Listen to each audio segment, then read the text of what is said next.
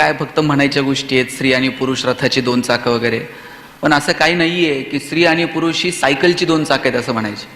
मी म्हटलं का बरं तुम्ही असं म्हणता? म्हणे बघा, पुढचं चाक हे पुरुषाच्या हातात असतं, त्याच्याकडे हँडल असतं, ब्रेक असतं, हँडल कुठं वळवायचं, कुठल्या दिशेनं जायचं, ब्रेक कुठे दाबायचं, हे सगळं पुरुष मंडळी ठरवतात. आणि मागच्या जे चाक आहे त्याच्यावरती एक कॅरेज असतं. संसाराचा सगळा बोजा एकदा त्या कॅरेजवरती टाकून दिला की पुरुष आपले संसाराचा गाडा ओढायला मोकळे. पण आता परिस्थिती बदलली आहे. पुढचं चाक आता मुलींच्या हातात आलंय आणि मागचं चाक आता आपल्याकडे गेलंय. मला आपल्या सगळ्या मुलांना आवर्जून एक गोष्ट सांगायची आहे की आपण सुद्धा, आवाज थोडा घुमतोय, कमी कर, आपण सुद्धा करिअर, शिक्षण या सगळ्या, थोडा कमी कर, या सगळ्यांच्या दृष्टीनं थोडंसं गांभीर्यानं कसं या सगळ्या गोष्टीकडे पाहता येईल याचा विचार करायला हवा. इथं मोठ्या संख्येनं आज मुली उपस्थित आहेत, काही माझे तरुण मित्र उपस्थित आहेत. आज तुम्हाला सगळ्यांना दोन गोष्टी फक्त मी पोरांनो तुम्हाला मार्गदर्शन वगैरे करायला आलेलं नाहीये. सांबरे साहेबांनी मला सांगितलं की आपण इथल्या सगळ्या तरुण मुलांशी गप्पा मारू, त्यांच्याशी बोलू. खरं तर तुमच्या आणि माझ्या पिढीत एका पिढीचा गॅप आहे. आता पूर्वी असं असायचं की वडील, वडिलांनंतर मुलगा. आता तसं नाही राहिलेलं. आता 5-10 वर्षातच जनरेशन बदलतीये. माझ्यापेक्षा तुम्ही स्मार्ट आहात, माझ्या पुढच्या पिढीचं तुम्ही नेतृत्व करत आहात. माझ्यापेक्षा दोन गोष्टी तुम्हाला चांगल्या कळायला लागल्यात, लवकर कळायला लागल्यात. नवीन तंत्रज्ञान तुमच्या हातात आहे. पण हे सगळं नवीन नवीन स्वीकारत असताना जुन्या काही गोष्टी तुम्हाला सोबत घेऊन जाता यायला हव्यात. मग जुन्या कोणत्या गोष्टी सोबत घ्यायच्या त्याची थोडीशी सांगड घालता यायला हवी. आणि म्हणून माझ्या अगोदरची पिढी आणि माझ्या पुढची पिढी यांच्यामध्ये थोडीशी सांगड घालून भविष्याचा वेध घेता येईल का, या विषयावरती खरं तर मी तुमच्याशी गप्पा मारणार आहे. काल मी पंढरपूरला गेलो होतो कार्तिकी निमित्त. तिथं गव्हर्नमेंट रेस्ट हाऊसला अनेक मान्यवर आम्ही सगळेजण एकत्र जेवण करत होतो. कृषी मंत्री होते, काही आमदार होते आणि त्यात एक तुमचे मुंबईला आमदार आहेत पण त्यांचं गाव आता मराठवाडा आहे, ते डॉक्टर बालाजी किनीकर पण तिथे जेवायला होते. अचानक उपमुख्यमंत्रींच्या गाड्यांचा सायरन ताफा ऐकायला आला आणि जेवण आटपत आलेली होती. ज्यांचं जेवण झालं त्यांनी पटापट हात धुतले आणि ते सगळेजण DCM साहेब आले म्हणून सगळेजण तिकडे जायला निघाले. हे जे आमदार आहे ते डॉक्टर बालाजी किनीकर यांचे ताटातले शेवटचे 2 घास उरलेले होते आणि कुणीतरी त्यांना म्हटलं, हो आमदार साहेब चला, DCM साहेब आलेत. त्यांनी 1 मिनिट हे 2 घास संपवतो. त्यांनी ते 2 घास संपवले जेवतानाचे, ताटात हात धुतला, ओझरत ताटाच्या पाया पडले आणि उठताना मला म्हटले, शिंदे साहेब या 2 घासासाठी मी मराठवाड्यातून मुंबईत 500 किलोमीटर आलो होतो.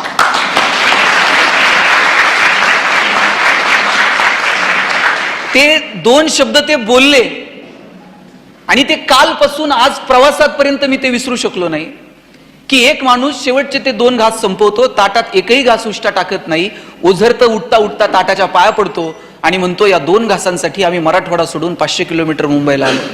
पोरांनो, ही आधीची पिढी होती. ही आधीची पिढी अशी होती, ताटात उष्ट ठेवणार नाही. ही आधीची पिढी होती, घरात आलेल्या माणसाला जेवल्याशिवाय जाऊ देणार नाही. काटकसरी त्या सगळ्या लोकांनी प्रपंच केला. आता वडिलांना 500 रुपये पॉकेट मनी आपण सहज मागतो आणि वडिलांनाही वाटत असतं की अरे आम्हाला नाही मिळालं, चला आमच्या पोरांना ते मिळायला हवं. ते 500 रुपये खर्च करताना किंचितचाही विचार आमच्या मनात येत नाही, खरंच आम्ही हे अनाठाई खर्च करतोय का, खरंच हे खर्च करताना याची आम्हाला गरज आहे का. मी म्हणत नाही तुम्ही कंजूस सारखं वागा, पैसे खर्च करू नका, पण कुठे पैसे खर्च करायचे, कुठे वाचवायचे, काय जपायचं, काय टिकवायचं, मला वाटतं याचं थोडंसं तारतम्य जर मागे डोकावून आपल्याला घेता आलं ना तर आपलं भविष्य सुंदर असू शकेल. तुम्ही जुनी माणसं बघा आपल्या घरातली, पाण्याचा अर्धा ग्लास पिली आणि अर्धा ग्लास जर उरला तर असं रस्त्यावरती फेकत नव्हते. दारातल्या एखाद्या कुंडीला ओतायचे, कुठल्या तरी एखाद्या झाडाच्या बुडाशी ते पाणी घालायचे. पाण्याचा अर्धा ग्लास सुद्धा वायाला जाऊ नये ही आपल्या आधीच्या पिढीची मानसिकता होती. अहो एवढंच काय साहेब, घरात जर पाहुणे आले आणि पाहुणा जर जायला निघाला 2 दिवस मुक्काम करून, सगळं घर त्याला वाट लावायला जायचं. आणि एसटीला वाट लावायला जर घरातली माणसं गेली आणि पाहुण्यानं बेल पडल्यानंतर गाडी पुढे गेली आणि पाहुण्यानं नुसता असा खिडकीतनं हात केला ना तरी सोडवायला आलेल्या माणसांचे डोळे पाणवत होते.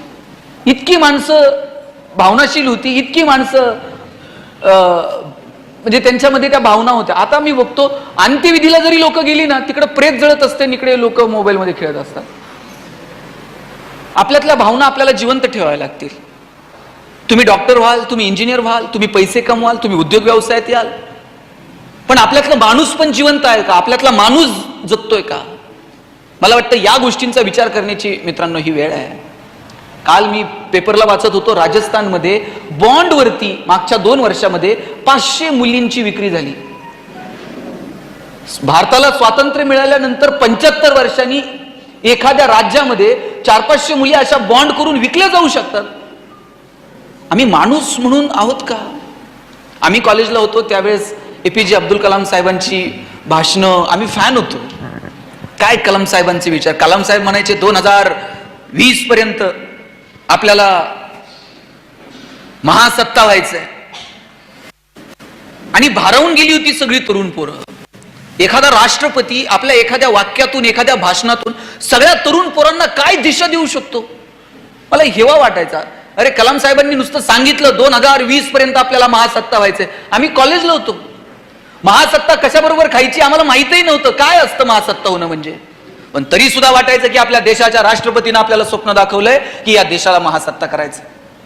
आणि मग जसं जसं मोठं होत गेलो, महासत्ता होण्यासाठी काय काय, मग कुठं ऐकलं की आपल्याकडे शस्त्रास्त्रांचा साठा एवढा असला पाहिजे, आपल्याकडे अन्नधान्य असं असलं पाहिजे, आपल्याकडे परकीय गंगाजळी अशी असली पाहिजे, आपल्याकडे निसर्ग पर्यावरण या संदर्भानं अशी संशोधनं झाली पाहिजेत, ही पावलं आपण उचलली पाहिजेत. हे सगळं आम्ही वाचत होतो. त्या दृष्टीनं भारत प्रयत्नही करतोय. आजही भारतानं अनेक क्षेत्रांमध्ये जगाला लाजवेल अशी प्रगती केलेली आहे. पण दुसऱ्या बाजूने मला आपल्याला सांगायचं की ही सगळी प्रगती आपण करत असताना आपल्यातलं माणूस पण जर हरवून गेलं, आपल्याला निसर्ग कळाला नाही, आपल्याला समाज कळाला नाही, आपल्याला पर्यावरण, स्वच्छता, आरोग्य जर कळालं नाही, तर आम्ही ह्या प्रगतीला कुठे घेऊन जाणार आहोत? कुठल्या प्रकारचा विकास आम्हाला अपेक्षित आहे? आज जिजाऊ शिक्षण संस्थेच्या माध्यमातून का तुम्हाला विचार करायला आम्ही प्रवृत्त करतोय की बाबांनो, भविष्याकडे आम्ही जरा असे सताड उघडे ठेवून, डोळे उघडे ठेवून आम्ही आमच्या भविष्याकडे थोडंसं पाहिलं पाहिजे. काय आम्ही बघतोय आमचं भविष्य? हे बघा, भविष्य म्हणजे कुठं जाऊन हात दाखवून ते भविष्य त्याला किती कळतं मला माहित नाही, पण आपण पुढच्या 10 वर्षानंतर स्वतःला कुठं पाहतो? आपण पुढच्या 20 वर्षानंतर माझ्या गावाला, माझ्या जिल्ह्याला, माझ्या तालुक्याला, माझ्या देशाला आम्ही कुठं पाहतोय? तुम्ही एलॉन मस्क नाव ऐकलंय? ट्विटर विकत घेतलं. काल परवापासून तर एकदम मीडिया पे वो छा गए. ट्विटर मधून एवढ्यांची नोकरी जाणार, एवढ्यांना हे होणार, कंटिन्यू मीडियावरती एलॉन मस्क आहे. पण मी एलॉन मस्कचं एक भाषण ऐकत होतो. त्याच्या भाषणातले किती मुद्दे काय पुढे होतील, खरे ठरतील मला माहित नाही, पण एलॉन मस्कचं भाषण ऐकल्यानंतर मला ते शेअर करावंसं वाटलं तुमच्यासोबत. तो त्याच्या भाषणामध्ये असं सांगत होता, 2050 पर्यंत आम्ही आमच्या देशामधून विमानाचे प्रवास बंद करू आणि आम्ही रॉकेटनं प्रवास करू. रॉकेट लॉन्च करता येतं. एलॉन मस्क सांगत होता आम्ही ते लँड करू, आणि इथून जर अमेरिकेत जायचं असेल तर 5 मिनिटात तुम्ही अमेरिकेला जाल, आम्ही रॉकेटचे प्रवास सुरू करू. तो सांगत होता 2050 पर्यंत आम्ही असे रस्ते तयार करू, त्या रस्त्यांवरून गाड्या धावतील आणि त्या गाडीची बॅटरी आपोआप चार्ज होईल. तिला कुठं पेट्रोल पंपावर घेऊन जायचं नाही, कुठं डिझेल टाकायचं नाही, कुठं प्लग लावायचं नाही. तो त्याच्या भाषणामध्ये सांगत होता आम्ही अशी घरं तयार करत आहोत, त्या घरांच्या भिंती सोलर पॅनलच्या असतील, ते घर स्वतःची एनर्जी स्वतः करेल, त्या घराला एनर्जीसाठी कुणावरती अवलंबून राहावं लागणार नाही. चला ते आणि याच्यावरती संशोधन अंतिम टप्प्यात आहेत. चला ते काय होईल ते भविष्यात कळेलच. पण तुम्ही एक विचार करा, त्या देशातले तरुण किमान हा विचार तर करतायत की 2050 पर्यंत आम्ही आमच्या देशाला इथे घेऊन जाऊ. आम्ही काय विचार करतोय? आमच्या डोक्यात अजूनही चाललंय आकडा कसा टाकायचा. आम्ही का बदलणार नाही? का आम्ही वेगवेगळा विचार करू शकत नाही? तुमचं शिक्षण हे केवळ तुमच्या उदरनिर्वाहाचं साधन नाहीये. रस्त्यावरची जनावरं सुद्धा उपाशी मरत नाहीत पोरांनो. आपण तर माणसं आहोत. शिक्षण म्हणजे फक्त पोट भरण्याची विद्या इथपर्यंत नाहीये. शिक्षणातून आमचं जगणं समृद्ध होणार आहे का? आमचं जीवन सुंदर होणार आहे का? आमचं शिक्षण हे समाजाभिमुख आहे का? आमच्या शिक्षणाचा समाजाला काही उपयोग आहे का? मला वाटतं हे प्रश्न आपण कधीतरी स्वतःला विचारायला नकोत. तुम्ही डॉक्टर व्हाल हो, पण तुम्हाला समाजाची नाडी कळते का? तुम्ही इंजिनियर व्हाल पण तुम्ही समाज अभियंते होऊ शकाल का? साहेब कितीतरी सिव्हिल इंजिनियर आहेत, त्यांना कळतं ठाण्यात किती रुपयानं प्लॉट घ्यायचा, किती FSI, किती TDR, किती रुपयानं फ्लॅट विकायचा, किती पैसे मिळवायचे. पण पालिकेच्या रस्त्याचं काम सुरू असताना एखाद्या तरी सिव्हिल इंजिनियरला असं वाटतं का की अरे मला थोडंसं यातलं ज्ञान आहे, 2 मिनिट मी रस्त्यावर थांबेल, पालिकेच्या इंजिनियरला विचारेल जरा तुझं इस्टिमेट बघू, मी पण इंजिनियर आहे मला पण कळतं. नाही, ते पालिका बघल, रस्ता त्यांचा आहे, टेंडर त्यांनी काढलंय, ठेकेदार ते त्याचं ते बघतोय की. इंजिनियर म्हणून मला का वाटत नाही की रस्त्याच्या कामावरती 2 मिनिट मी उभं राहावं? डॉक्टर झाल्यानंतर मला कळतं माझं हॉस्पिटल मी कसं टाकेल, पण का एखाद्या डॉक्टरला वाटत नाही मी प्राथमिक आरोग्य केंद्राला भेट द्यावी, तिथल्या डॉक्टरशी 2 शब्द बोलावं, बाबा काय चाललंय, तुझी कोणती गोळ्या औषध आहेत, जगातलं संशोधन कुठं चाललंय, तुम्ही मी कुठं आहोत? का आम्हाला आमचा देश आमचा वाटत नाही? का आम्हाला आमचा समाज आमचा वाटत नाही? चॉकलेट खाल्लेला कागद डस्टबिन मध्ये घरात टाकायचा हे आम्हाला कळतं, पण गाडीच्या काचा खाली करून सरळ प्लॅस्टिकच्या पिशव्या रस्त्यांवरती फेकून देताना रस्ता आम्हाला आमचा का वाटत नाही? आम्ही कोणत्या शिक्षणाच्या गप्पा मारतोय? तुम्हाला असं वाटतं का की शाळेत जे शिकवलं जातं ते पाठ करणं आणि मार्क मिळवणं फक्त यालाच शिक्षण म्हणतात? गुणपत्रिकेला आलेली गुणांची सूज म्हणजे तुमची गुणवत्ता नाही बाळांनो. याचा अर्थ मार्क मिळू नका असं नाही, मार्क मिळवा, पण तुम्ही समजून घेताय का? अरे तुमच्या खांद्यावरती मशाली ठेवून ही सगळी माणसं विचार करतायत की अरे काय सांबरे साहेबांना काय घेणं देणं आहे हो, मला तिकडून पुण्यावरनं बोलवलंय, इथं सगळे मान्यवर बोलवले, चला तुम्ही आमच्या पोरांसोबत बोला, गप्पा मारा. आजचा कार्यक्रम नसता केला तर काय फरक पडला असता का? आणि केला तर काय त्यांना कोण बक्षीस आणून देणार आहे का? वा वा सांबरे साहेब तुम्ही फार चांगलं केलं. पण या माणसांना का वाटतं? त्यांना वाटतं कुणीतरी बोलावं, आमच्या पुढच्या पिढीसोबत आम्ही संवाद साधावा, आणि आम्ही फार हुशार आहोत आणि तुम्हाला ज्ञान सांगायला आलो असं नाहीये, पण आमच्या 2 गोष्टी समजून घ्या की मला सांगायचंय की तुम्ही जे शिकताय ना ते फक्त आणि फक्त मार्कांसाठी शिकू नका. आणि याच्यात साहेब पोरांची चूक नाहीये, पालक यांच्या मागे लागलेत. 95च पडले पाहिजेत, 99च पडले पाहिजेत. ते गुणवंत विद्यार्थ्यांचे सत्कार असतात बरोबर. मी अनेक सत्कारांना जातो. मी आता ते हल्ली सत्कार करताना त्या मुलाला माझी सवय होती, मी त्याला विचारायचो किती मार्क आहेत, आता ते विचारायचं पण सोडून दिले. त्याला विचारलं का ते सांगतोय 98, 99. त्याचे मार्क आणि आपले मार्क बघितले तर असं वाटतं ह्याचा सत्कार करायचा का नाही आपण. त्याच्या मार्कांच्या समोर आमचे मार्क म्हणजे फार दारिद्र्य रेषेच्या खाली. आणि पहिल्या 3 रांगा 90 पेक्षा जास्त मार्क मिळणाऱ्या मुलांच्या, पाठीमागच्या 3 रांगा 80 ते 90, आणि त्याच्या पाठीमागं किमान 50 रांगा 60-70 वाल्यांच्या होत्या. आता ज्यांना 90 पेक्षा जास्त आहेत ते खुश होते, आपण 90च्या पुढे आहोत. 80 ते 90 मधले प्रचंड टेन्शन मध्ये होते, आणि 60-70 वाले 90 वाल्यांपेक्षा खुश होते. ते म्हणले हे 80-90 वाले जेवढे आहेत आपलं होईन तसं होईल, म्हणले आधी यांचे सत्कार होते. आता जे 80 ते 90 वाले होते त्यातले 2 पालक समोर बसलेले होते, एकदम सुतक पडल्यासारखं तोंड करून. त्यातल्या मी दोघांना वरती बोलवलं, म्हटलं तुम्ही एवढं टेन्शन का घेतलंय? ते म्हणले काय हो, पोरांना पार मथुरा पाण्यात घातली. म्हणले काय केलं? म्हणले महिनाभर आधी सांगत होतो जरा पहाटे उठ, जरा जास्त अभ्यास कर, आता 90च्या रांगेत बसलं असतं की नाही. म्हटलं किती पडले? काय म्हणले सांगायसारखा सुद्धा आकडा नाही हो. म्हणलं काय तर असेल? म्हणले काय त्याला 88-89% काहीतरी मार्क पडलेत. म्हटले आता त्या मुलाला 89% मार्क मिळाले याचा आनंद पालकांना नाही, पण त्याला 90 मिळू शकले नाहीत याचं मात्र दुःख आहे. मग मी दोघा नवरा बायकोंना विचारलं तुम्हाला 10वीत किती होते? दोघांच्या मार्काची बेरीज केली तरी 90 होत नव्हती, आणि त्यांना टेन्शन होतं की पोराला 90 मिळू शकले नाही. मी म्हणत नाही मार्क मिळू नका, चांगले मार्क मिळवा, त्याच्यासाठी प्लॅनिंग करा, अभ्यास करा, परंतु केवळ तुमच्या गुणपत्रिकेला आलेली तुमची गुणांची सूज म्हणजे गुणवत्ता नाही हे पण समजून घ्या. फक्त पाठांतर करून तुम्ही पेपरला अरे समजून घ्या. भूगोल शिकतायत ना, भूगोलातले अक्षांश आणि रेखांश असे डोळ्यासमोर उभे राहिले पाहिजेत. गणिताच्या तासाला गणितातले आकडे असे डोळ्यासमोर खेळले पाहिजेत.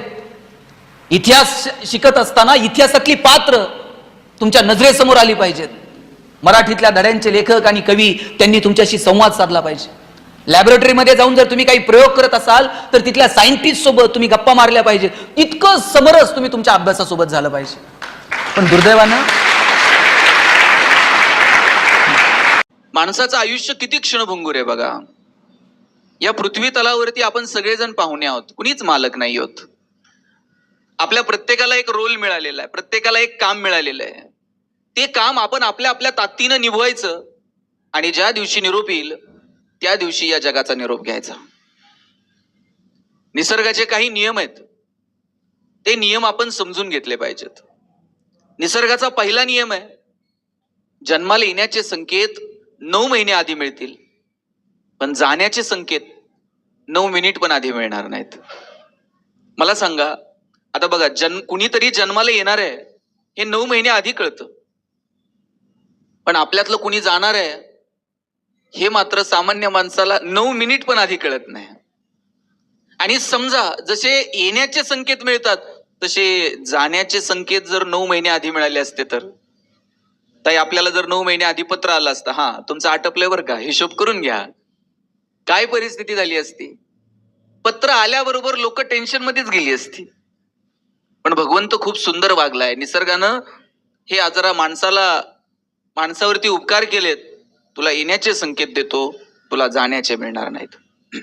निसर्गाचा दुसरा नियम आहे, येतानाही काही घेऊन यायचं नाही आणि जातानाही काही घेऊन जायचं नाही. येतानाही काही घेऊन येता येत नाही आणि जातानाही काही घेऊन जाता येत नाही. समजा जाताना जर काही घेऊन जायची सुविधा असती तर माणसं सोयीने गेली असती का? माणसानं आपलं आपलं तर नेलंच असतं, पण याचं त्याचं आणखी कुणाचं काही घेऊन जाता येईल का? माणसानं त्याचाही विचार केला असता. पण निसर्गानं असे काही नियम माणसाला लागू केलेत, ते जर समजून घेतले ना तर आपलं जगणं सुंदर होऊन जाईल. आणि माणूस एकमेव प्राणी आहे ज्याला निसर्गासोबत जुळून घ्यायचं नाहीये. इतर प्राणी पक्ष्यांची नाळ अजून थोडी बहुत तरी निसर्गासोबत जुळून आहे. त्यांना हे नियम पक्के ठाऊक आहेत आणि त्या नियमांचं उल्लंघन करण्याचा प्रयत्न त्यांचा नाहीये. माणूस एकमेव आहे, त्याला निसर्गासोबत जुळून घ्यायचं नाहीये, निसर्गावर मात करायची. पण आपण कोण आहोत निसर्गाच्या समोर? 2 दिवस दिल्लीमध्ये धुकं पडलं, एक विमान निघू शकलं नाही. जगातला सगळ्यात बिझिएस्ट एअरपोर्ट आहे दुबई, 2 दिवस दुबईमध्ये पाऊस पडला, एक विमान निघू शकलं नाही. कोण आहोत आपण निसर्गाच्या समोर? निसर्गाच्या समोर माणूस खूप थोडका आहे, माणूस खूप छोटा आहे. आणि म्हणून शाश्वत आनंद जर घ्यायचा असेल तर निसर्गासोबत जुळून घेणं हा एकमेव पर्याय माणूस म्हणून तुमच्या माझ्या समोर आहे. तुम्हाला एक गंमत सांगतो. रस्त्याने एक ट्रक चाललेला होता. त्या ट्रक मधून 4 तांदळाच्या गोण्या खाली पडल्या. सगळे तांदूळ रस्त्यावर सांडले. तिथे 4 मुंग्या आल्या. त्यांनी एक एक तांदळाचा दाणा उचलला, आपल्या आपल्या वारुळाकडे निघून गेल्या. परत त्यांनी रस्त्याकडे बघितलं नाही. 4 चिमण्या आल्या, 4 दाणे खाल्ले, आपल्या आपल्या घरट्याकडे गेल्या, परत रस्त्याकडे बघितलं नाही. नंतर तिथं 4 गायी आल्या, उंजळ उंजळ तांदूळ खाल्ले, आपल्या आपल्या गोठ्याकडे निघून गेल्या, परत त्यांनी रस्त्याकडे बघितलं नाही. आणि साहेब, नंतर तिथं 4 माणसं आली. पुढचं मी सांगू का तुम्ही सांगता? तांदळाचा एक दाणा उरला नाही आणि माणसं शोधत होती ट्रक कुठं गेली बघा म्हणले. माणूस एकमेव आहे, त्याला निसर्गासोबत जुळून घ्यायचं नाहीये. तुम्ही एक तरी कावळा ओव्हरवेट झालेला बघितलाय का? वजन वाढलंय, टेन्शन मध्ये आलाय, खिरट्या घालतोय, उद्यापासून डाएट, 2च दहावे करायचे, भाताला शिवायचं पण नाही. मी माणसं सांगू किती? कारण आम्ही निसर्गासोबत जुळून घ्यायला तयार नाही आहोत. आम्हाला पहिली गोष्ट निसर्गासोबत जुळून घेता येईल का? आणि निसर्गासोबत जुळून घ्यायचं म्हणजे काय?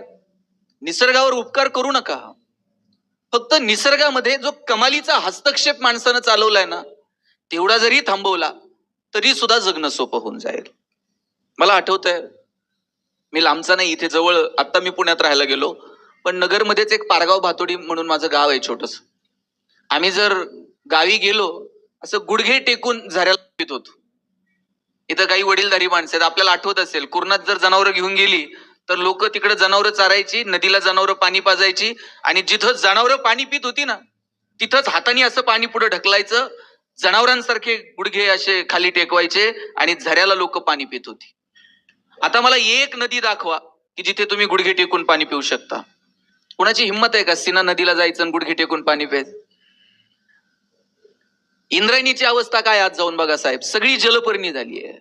शासनाला कोट्यावधी रुपये खर्च करावे लागतात आणि नदी सुधार प्रकल्प हातात घ्यावे लागतात. कुणी ना घाण केल्या नद्या? कोविडमध्ये माणसं घराच्या बाहेर पडली नाही तर नद्या बऱ्यापैकी स्वच्छ झाल्या होत्या. माणसं एकदा घराच्या बाहेर पडली की एक नैसर्गिक स्रोत आम्ही नीट ठेवला नाही. पर्यायानं आज आम्हाला पाणी सुद्धा 20 रुपये लिटरनं विकत घेऊन पिण्याची वेळ आली. ज्यानं कुणी 20 रुपये लिटरनं पाणी विकायला सुरू केलं असेल, लोकांनी वेड्यात काढलं असेल.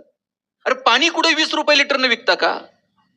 पण त्या शहाण्या माणसाला माहित असेल, माणूस निसर्गाला अशा पातळीवरती नेऊन पोहोचवणार आहे की एक वेळ अशी येईल लोकांना पाणी सुद्धा विकत घेऊन प्यावं लागेल.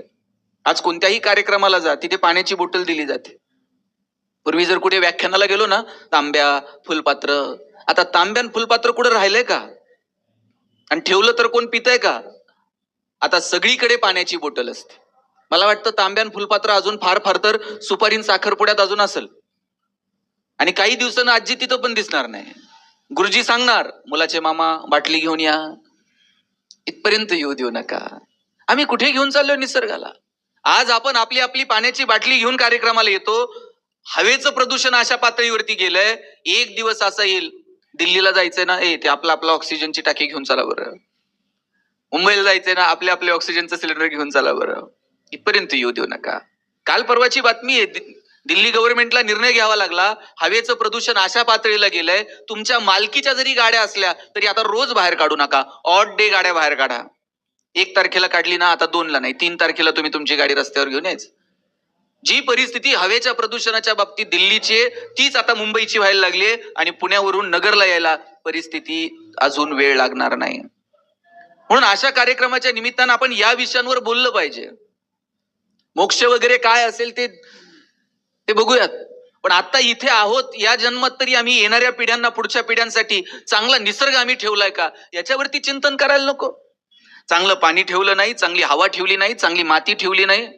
50-50 एकराचे सातबारे आहेत आमचे, पण येणाऱ्या काळामध्ये त्या जमिनीतनं जर काही पिकलंच नाही तर येणाऱ्या पिढ्या शिव्या शाप देतील की आमच्या बाप दाद्यानं नुसत्या सातबाऱ्यावरती जमिनी ठेवल्या परंतु त्यातून पिकत मात्र काय नाही.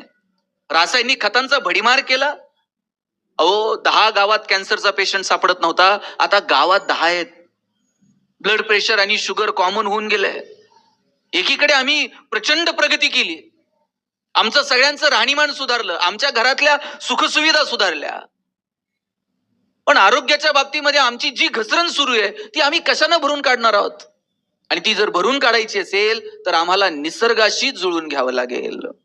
मला मान्य आहे 140-145 कोटी लोकसंख्या, लगेच एवढ्या लोकसंख्येला पुरेल एवढं अन्नधान्य नैसर्गिक शेतीतून निर्माण नाही करू शकत. पण त्याला आम्ही काही नवे पर्याय शोधणार आहोत का? रासायनिक खतांच्या वापराच्या बाबतीत काही निर्बंध लादणार आहोत का? रात्रीतनं इंजेक्शन दिलं का दुसऱ्या दिवशी त्या फळभाज्या अगदी टवटवीत दिसायला लागतात. आम्ही कुणाला फसवतोय आणि नेमकं काय करतोय याचं कोणतं कॅल्क्युलेशन मानवी मनात आहे? मला वाटतं या संदर्भानं विचार करण्याची वेळ आली आहे. नाहीतर एक दिवस असा येईल आपल्याकडे कोट्यावधी रुपये असतील पण आरोग्य मात्र शिल्लक नसेल.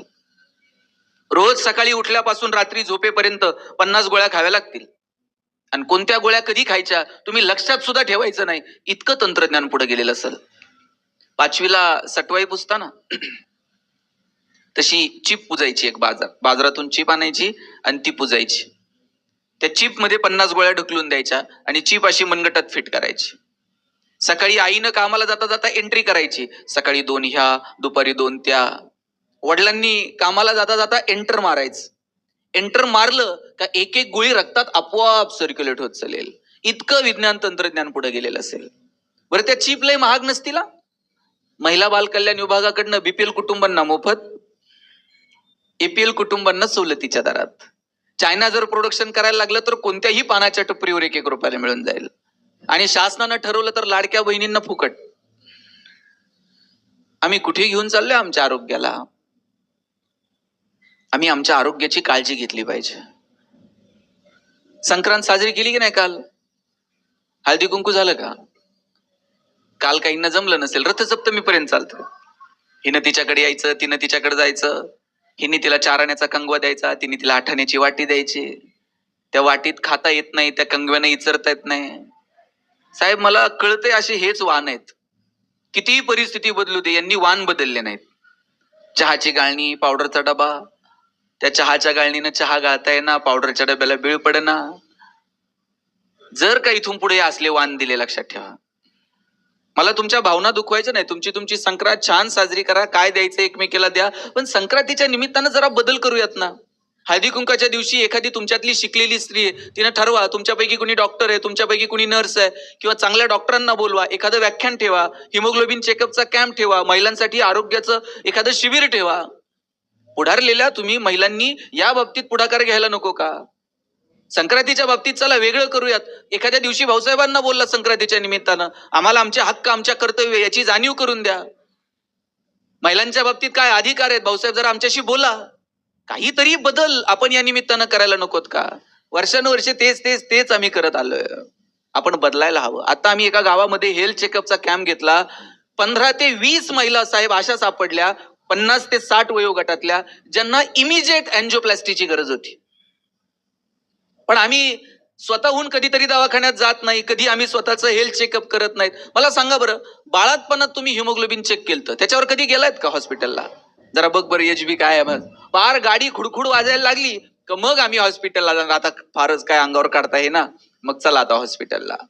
माझी महिलांना विनंती आहे, आपल्या आपल्या आरोग्याची काळजी आपण घेतली पाहिजे. आपण आपल्या आहाराची काळजी घेतली पाहिजे. सकाळी घरातनं बाहेर पडलात ना, पोटभर जेवण करून बाहेर निघलं पाहिजे. दुपारचं जेवण त्या मानानं थोडंसं कमी असलं पाहिजे, आणि रात्रीचं जेवण त्याही पेक्षा कमी असलं पाहिजे. आहारशास्त्र सांगतं, सकाळचं जेवण हे राजाचं असलं पाहिजे, दुपारचं जेवण हे प्रजेचं असलं पाहिजे, आणि रात्रीचं जेवण हे गरीब घरचं असलं पाहिजे. आपण उलट करतो. सकाळी काही खात नाही, दुपारी इकडं तिकडं काहीतरी खातो, आणि रात्री मात्र आम्ही मंडळी जेवणाचा राग ताटावर काढतो. रात्री मग करगुटा तुटेपर्यंत आम्ही जेवणार. म्हणजे दिवसभर गाडी पळवायची असते, त्यावेळेस ती रिझर्वला ठेवायची, आणि जेव्हा गाडी पार्किंगला लावायची तेव्हा तिची टाकी फुल करते.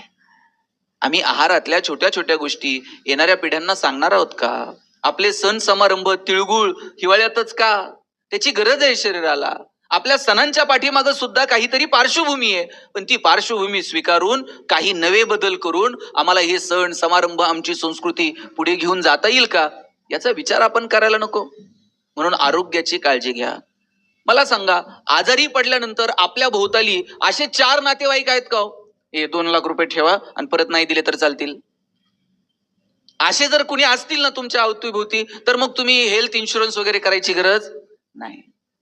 आपल्या सर्वसामान्य कुटुंबातल्या माणसाचं कंबरड जर कुठं मोडतं ना, त्या अशा प्रकारे कुणी जर घरातला एखादा माणूस आजारी पडला आणि 5-10 लाख रुपये जर त्याला खर्च करावे लागले, सामान्य माणसाचं 2, 4, 5 वर्ष ते कुटुंब मागे येतो. पण अशा वेळेला जर त्याचा हेल्थ इन्शुरन्स असेल तर त्याला बऱ्यापैकी मदत होते.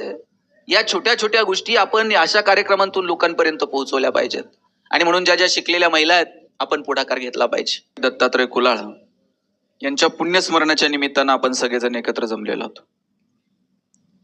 भाऊसाहेबांचा आणि माझा गेल्या 2-3 महिन्यापासून आम्ही एकमेकांच्या संपर्कात होतो, आणि त्यांचा आग्रह होता की या पुण्यस्मरणाला आपण व्याख्यान ठेवावं. काल नेमकं सांगलीला मोगरा फुलला हा कार्यक्रम आपण झी टॉकीजवर पाहत असाल, तो सांगलीला होता, आणि तो संपायला आणि सांगलीतनं निघायला 12:30 वाजले, पुण्यात पोहोचायला 3:30-4 वाजले.